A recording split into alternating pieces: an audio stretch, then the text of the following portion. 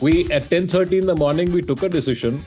We just, went to our rooms. I had a spare helmet. So I told him, I said, you pack this, I'll pack that. And when we reached his place at 10:30 in the night in Sion, his sister had a gaping look on her face. What, are you guys mad? So 6 o'clock, we start doing what we had planned at 12:31 in the afternoon. And we reach her place after 1 o'clock. Incidentally, I suffered there because of the fact that my Thar, I had a third generation Thar with the electronic systems. And even after putting it into four-wheel, the front wheels were not engaging. So with chains, I could drive, but I wasn't getting the traction to climb. Hello, listeners, and welcome to Godrej Enterprises podcast, Be All You Can. I am Ratul Mazumdar from Godrej Interior, and I'm glad to be your host for this episode. Today, we have with us someone whose innate urge to go off the beaten path has taken him around the world, finding a variety of challenges on the way and surpassing them all. He has zipped through the manufacturing workflow with as much aplomb as he has done on his outdoor adventures. Let's hear from Mr. Zurvan Marolia. Thanks. Morning, everybody. Thank you, Ratul. Couldn't have asked for a better host for the podcast, for the interview. My pleasure. So welcome, Zurvan. Thank you very much for joining us for this episode. Zurvan, I'm seeing an increasing number of Indians taking to the outdoors and talking a lot about it. When I talk to them, I find their inspirations are different. So inspirations are many, and they mean different things to different people. I would start, Zurvan, by asking what had been your inspirations? Now that you put it that way, I'm just thinking back, and I don't think I had any such fancy ideas. In just one sentence, I wanted to just break free from the routine stresses, as you rightly put it when you spoke in the beginning. In fact, I remember the first time that I did something like this, and this is as a student. We were sitting on a Sunday morning in the hostel in engineering days. One of my juniors comes up to me and he says, my dad's bought me a scooter. I don't know how to ride, but I want to bring it. And we were in Baroda, mind you. And, can you help me? And I said, yeah, what help do you want? He says, can you ride it to Baroda for me? I said, yeah, sure. When? He's like, when would be suitable? I said, we can leave right now. There's a 1:30 train to Bombay and we'll be back tomorrow. Next day was a holiday for some reason. And we did exactly that. We, at 10:30 in the morning, we took a decision. We just, went to our rooms. I had a spare helmet. So I told him, I said, you pack this, I'll pack that. And when we reached his place at 10:30 in the night in Sion, his sister had a gaping look on her face. What, are you guys mad? And next morning, 5 o'clock, we were, on our way back to Baroda on the scooter. We took 13 hours to do that 440 kilometers. And people thought we were mad. But that was the first time. So in a way, then I guess it was the wanderlust as well. And then that was the beginning of, quite a few.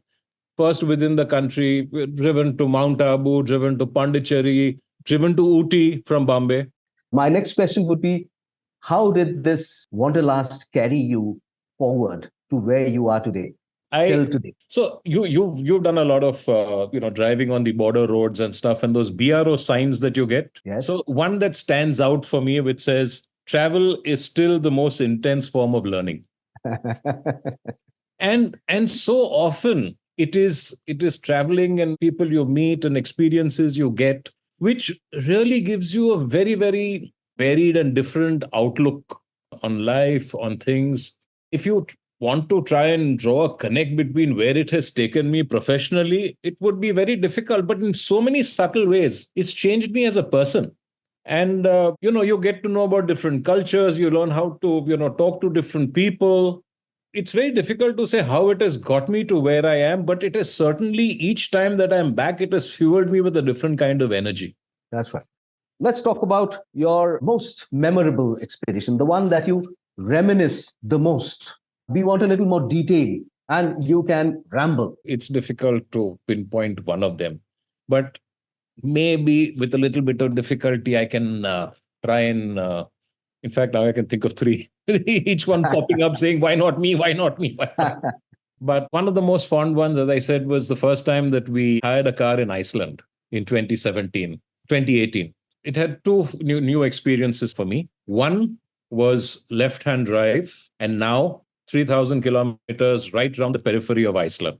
And the second So was you took one round trip around the country. full round trip, including the northeast, which has some fascinating places, which is again off the beaten path. There is an island called Flatty over there, okay, which has a population of 8 people. Oh, Okay. And there is a guy who we were fortunate to see, an old guy with a big beard and an orange cap. And he's even featured on a couple of international magazines as the old man of Flatty. So those were the kind of places that we did. And on the same trip, we also touched the northernmost point of Iceland, which is a small village called Raufarhofen. At the northernmost tip of that, we were standing 3 kilometers away from the Arctic Circle. That place had about, I remember, about 12 or 13 houses in the village, or maybe a little more. They had a school with 16 children. And the most fascinating thing on that trip, and this is something I learned over there, security. I didn't see a policeman anywhere. Not a single policeman, security check, nothing. You could leave €100 note on the road. If the wind didn't blow it away, it would be lying there. Doors were never locked. Doors were never locked in those houses. I ring up my host who's expecting me at 7 o'clock in another part of I'm sorry, I can't get the names right. She tells me, she says, there are a lot of beautiful sights on the way. There's plenty of daylight. Don't rush. I'll leave the key under the doormat for you. So 6 o'clock, we start doing what we had planned at 12:31 in the afternoon. And we reach her place after 1 o'clock.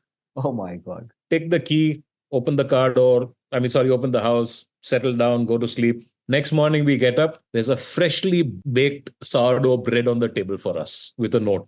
Hope you've had a restful night. Then they helped us set up. It was a French guy married to a local lady. They helped us set up a visit to a place called Hornstad, which was an island, again, further to the northwest. That island is completely uninhabited. There's a family who runs a cafe there. They go with the first boat in the morning, operate it, and they come back with the last boat in the night. So we got back from there. Then we went on to Akureyri and then to this place, Raufarhofen, which I visited. On the way back, there was a place where we had a puncture. That was another experience. I lost my cap over there, my golf cap, my favorite golf cap. But fortunately, I bought another one in Reykjavik a week later, which I still treasure. So, and then, it was one of those cases where the spare wheel was a steel wheel. The others were alloy, so you can't exceed 80 kilometers per hour. But that night was another most amazing night. It was an Icelandic lady married to a Britisher. We got to their place at about 9:30 in the night. And we had the most amazing chats till 3 in the morning. His name was Kevin. Okay. And he said, you're not tourists, you're travelers. And that is something that has stayed with us over the years. So I'm sure, Zurvan, you'll agree with me when I say that these unexpected things happening in such trips are the ones which make them so very exciting. I'm very curious to know, Zurvan, for these trips, how do you prepare? How do you gather information? Or do you do some amount of preparation and leave the rest to play by ear? Or is it a mixture of both? Or how is it? I wish my wife were by my side when I answer this question, because she's going to kick me under the table. She is the one who does all the homework. She will start way in advance. I will sow the seed and she will start working on it. And I will literally get in at the last week, 10 days max, to actually then plot the route. All right, this point to this point, we'll stay here. This is how long we're going to take to drive. This is where, we can stop for lunch. That detailing happens at the last minute, at the last week or so. But by then, she's done so much work. If you look at our bookshelf at home, you'll find a collection of lonely planets of places where we've been and places where we want to go. She just orders them and starts studying them. But we've done one trip where we went totally unplanned. And we went unplanned because something went wrong and we didn't have our documentation in place. We were to go to Greenland. And that was just a year ago, little less than a year ago, for my 60th. And we were not allowed to take the flight. We lost money. That's another story. We got some refunds. We didn't get everything. And we were sitting there at Copenhagen airport at 9 in the morning. What do we do? I said, the obvious thing, hire a car. Let's go. So we went totally unplanned. And so we picked up a car from Denmark, from Copenhagen, and we drove right through Sweden, up into the north of Norway, and all the way down back.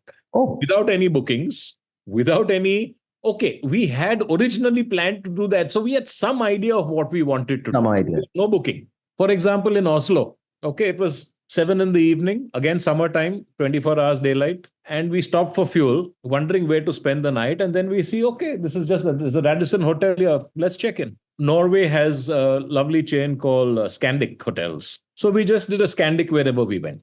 So in this trip, you must have done a lot of this hop on, hop off ferry services. Yes. Crossing straits. Yes. Because I remember having gone from Copenhagen to a place called Malmo in Sweden. Malmo is just one bridge where you get into Sweden. That's right. So Malmo, you have to pay in Norwegian currency. Sweden and Norway, they accept a card called, or not a card, it's this called the ePass 24. So I had registered myself for the ePass 24, stating that I am driving so-and-so car from this day to this day. So all the tolls, you don't stop for tolls there are the overhead cameras, will get charged to your credit card. For Malmo, we paid the toll at the airport in Copenhagen. On the return, unfortunately, I had a Norwegian. No, I didn't have Norwegian cash.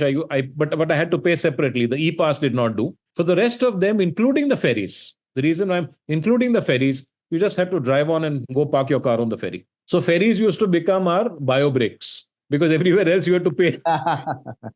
So those are things you have to do. You have to plan yourself out. So we would go park the car and go stand in line to use the washroom. So all these Scandinavian trips of yours must have been in the summer, which means you got a lot of daylight. Yes. And you could drive easily till about midnight when the sun just grazed the horizon. You know, Ratul, there's a disadvantage to that. Can you beat it? There is one disadvantage. You don't realize you keep driving. Suddenly you say, I'm hungry. Let's stop for a bite. Everything is closed. Everything is closed. Yes. I can realize that. It's happened. Yeah. So we've done this unplanned trip as well, where we drove the North Atlantic route. So from Oslo, then we went on to one most fascinating bridge, which is like on a curve. It's in one of the James Bond movies. I've seen photographs of that. Yes. That's the one. Christiansand. Okay. We drove up to Christiansand, and then we took these series of bridges. This bridge is called the Storseind Sundbrua. So I wouldn't even, a Norwegian would kill us for that. So we drove all the way to that Christiansand in the north, and then we started coming down. We drove part of this. We drove the bridges and stuff, and we stopped for the night at Molde. Molde was another beautiful little town with this Scandic hotel that we stayed, which was in the shape of a sail. Oh, beautiful. And we were on the 13th floor overlooking the fjord. Oh. And sunset was at 11:45 in the night, and sunrise was at 2:30 in the morning. Yeah. About your company, Zurvan, who would you choose? Of course, I know that many of your trips you have done with your wife, and having told me that it's your wife who does most of the preparatory work, I'm sure she's the best company. But other than that, if there are people who get interested in traveling with you, who would be the likely companions for you? Who would you choose from a group of people? You would be one of them. I understand. But I would actually say that I would still prefer that we do it together, but do it in separate cars. The idea is that, actually being at the wheel also makes the difference. It's part of the experience. True. But I mean, so I wouldn't like, 4 people to be crammed in a car and, each one looking longingly at the wheel. I would rather be in separate cars. But yeah. And, I have done 2 trips within the country. One in your area, which I can talk about, which is also one that, I would list as one of my favorite, which is to Tawang. Yes. And Bumla. So, but those have been done with groups of 4 cars. So we move in a convoy. We've done this in the Zanskar Valley in Ladakh, which was a very nice trip too. But there we were not allowed to use our radios. Oh, I see. We had a very simple rule. This is the sequence in which you will drive. And as long as you can see the guy in front of you and in your rear view, you can see the guy behind you, you're fine. That's right. Somebody goes out of sight, you give an indication that, look, slow down, somebody is lagging. So it's important to have like-minded people who want to do it for the Wanderlust, and people who are being quite comfortable, being uncomfortable. Yes, yes. You put it very right. So you've done Because a lot of Europe, and you have done the remotest parts of Europe, which is Scandinavia, and you have done remote parts of India. What are the things on your mind for the next trip? What are the various options? uh, New Zealand is on my bucket list. Another one that we are keen on is doing something into Myanmar, something in Nepal, likely soon something into the not unexplored, but the untouristy parts of Kashmir. So, but that is going to be more of high pass challenges.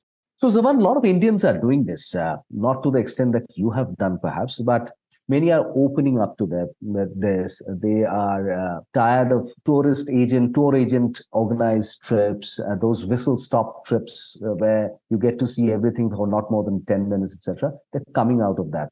I'm sure more information on the net, better technology, maybe economic liberation of a certain class of Indians are facilitating these people to come out of this. But what do you have as an advice to such people?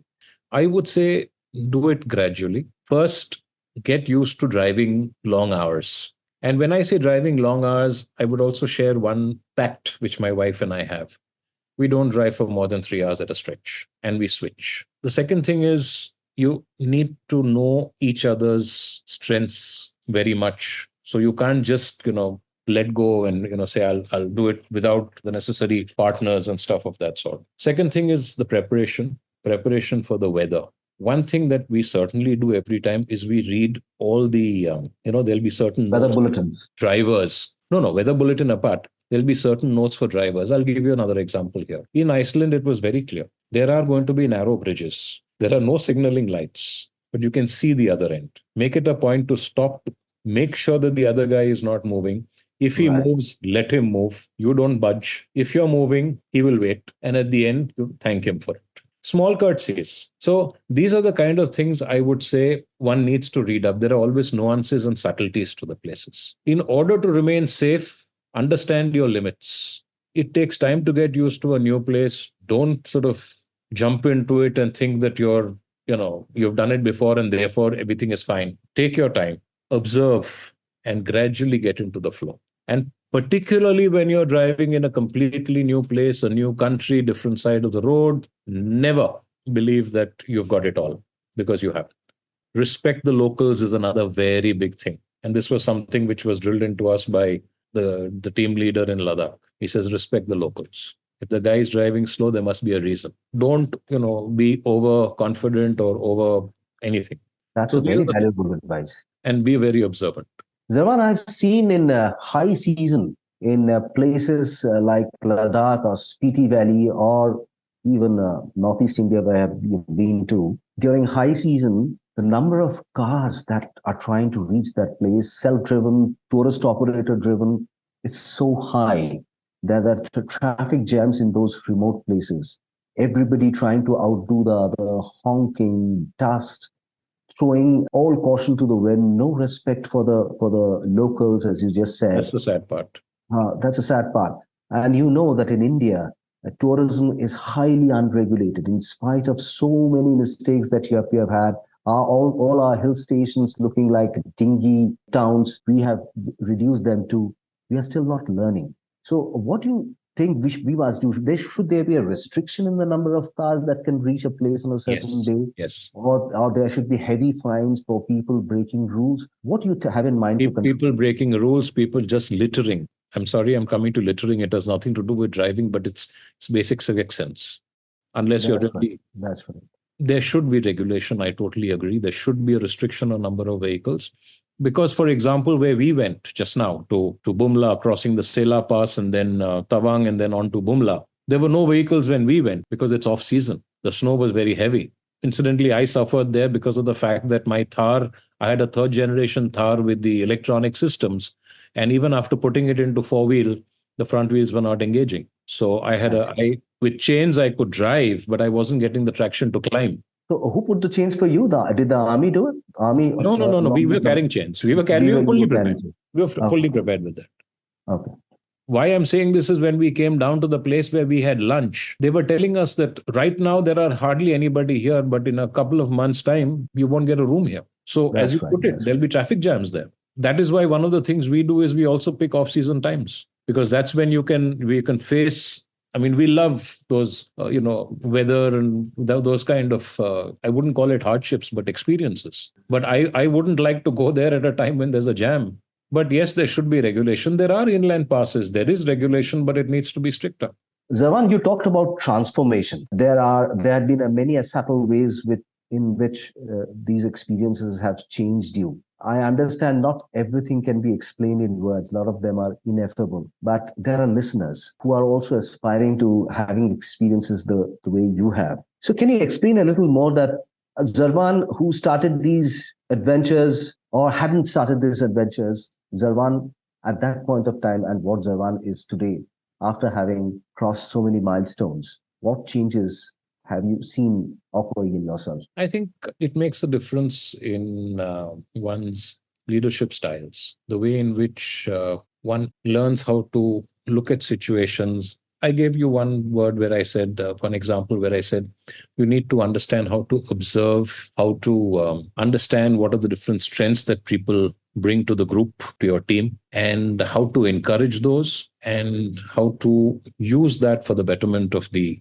team. And then how to also share and cross learn, because you learn that everything is not going to go your way. You have to be able to constantly change the direction of your sail in order to, get the wind to work for you. So I think that's what it teaches you, a lot of flexibility in management. Anything about nature, Zurvan? Respect towards nature, which of course we hardly realize having settled down in cities, and when we are exposed to nature on these trips. Totally. How does that change you? Oh, respect for nature. If you ask me, it's more than respect. Today, I fear the way that we are going. When I look at the fact that the way temperatures are rising, I mean, we talk of global warming so casually, but when you look at what's happened over the years and how we are responsible and how probably we are responsible even driving long distances, for other than work. I mean, let's face it, we are doing that. Yes. But point I'm making is the rampant disrespect for nature. I would still say at the average population level is still lip service. It's scary. But at the same time, you realize that if you have changed, maybe you can get the next person to change. There can be a percolation of... That's right. I fully agree with you. We have started seeing these changes happen in real time. Each time that I personally look at this, I really fear, and we are doing it more and more. We don't realize what I mean when I say we as a population en masse, we don't seem to realize it, and I don't know what it's going to take to realize it. That's right. But talking about it is the only thing that we can do, and practicing what we preach. One last quick question, Zurvan. You have occupied the highest echelons of manufacturing in our company. That's a very stressful life. I can fully understand. How did you manage all this? Of course, passion for this was also a huge urge in you, but that also needed some amount of balancing. I think many of our listeners would be keen to learn this from you, that balancing, that tightrope walking act that you always managed to do. I think, as I said, one was, of course, patience and flexibility. And the moment you start thinking flexible, it becomes a little less stressful. And along with that was the ability to spend that little time in the day, mostly in the beginning, call it what you want, but being with myself, whether it was in the form of a little time, silent time in prayer, or a little bit of just reflection, meditation, just that little time every day. That was one. And the flexibility.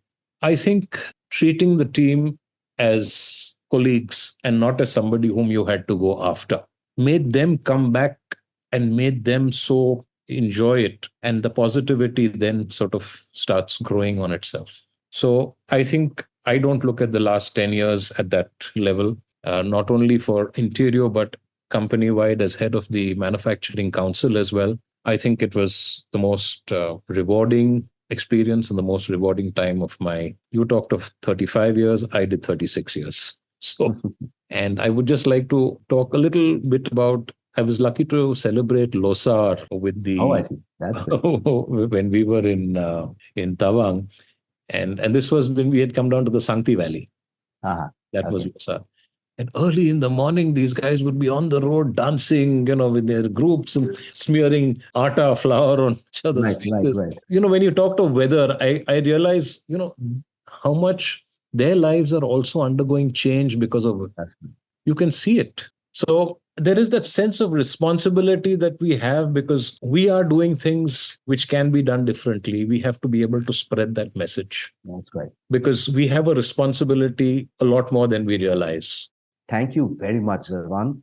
Thank you for inspiring our colleagues with not just your work, but also your life's experience. Thank you, Ratul, and thank you, Godrej. Thanks for listening to Be All You Can, a podcast by Godrej Enterprises Group, exploring the passion, purpose, and dreams of pioneers. Stay tuned for more stories that inspire action and impact.